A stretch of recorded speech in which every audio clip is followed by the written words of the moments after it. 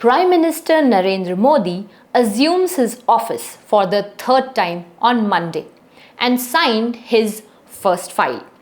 This file pertains to the release of 17th installment under the Pradhan Mantri Kisan Samman Nidhi. Officials claimed that this first decision taken by Prime Minister Modi shows the commitment of the government towards farmers' welfare. But this also shows a lot more than a mere commitment. This is symbolic of the fact that BJP has pinpointed one of its biggest reasons for the loss of seats in this election, which is rural distress. Rural distress can be in the form of low private consumption, anemic agricultural growth, food inflation, and increasing demand for the work under job guarantee schemes like Manrega. All of these are cited as one reason the BJP lost seats in the state of Uttar Pradesh in 2024 Lok Sabha elections.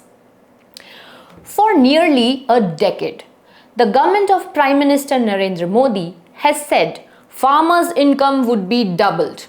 If I remember, this goal was set for 2022.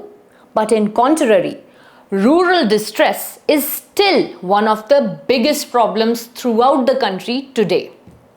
Income level in agriculture in rural areas has not increased. In fact, has decreased in the past 20 years. Data related to poverty has not been released from past few years. There has been no committee formed in past 10 years for poverty estimation in the parliament at all. The last available household consumer expenditure survey conducted and published by NSSO dates back to 2011. A report released by Maharashtra government, which was later rejected by the central government, indicated that the share of food in the monthly expenses in rural household in the state rose between 2012 and 2018, which is an indicator of growing economic vulnerability. So, this is a reality that India cannot ignore. Let's understand why has this rural distress increased? Well, the main culprits would be increased prices of the agriculture inputs. The second would be the difficulty faced by the rural population in maneuvering through the new system of GST.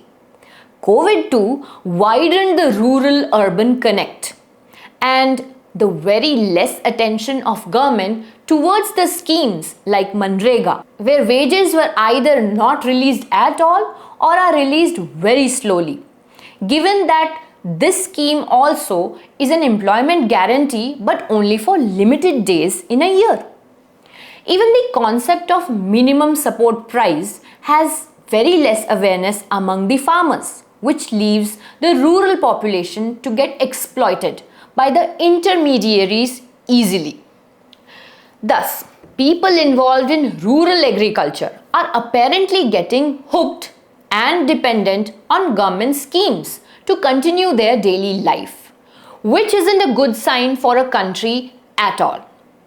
Taking a jibe on the signing of the first file by our Prime Minister, Jairam Ramesh in the opposition called this a great show, and that he pointed out PM Modi did no special favor to farmers by releasing the PM Kisan Samman Nidhi fund, which was due to them a month ago. He also suggested 5 things that PM Modi could do if he was genuinely concerned about farmers' welfare. Among these 5 things were Sahi Daam, Qarz Mukti Bima Bhugtan ka Seedha Transfer, Uchit Ayat Niryat Niti, and GST Mukt Kheti.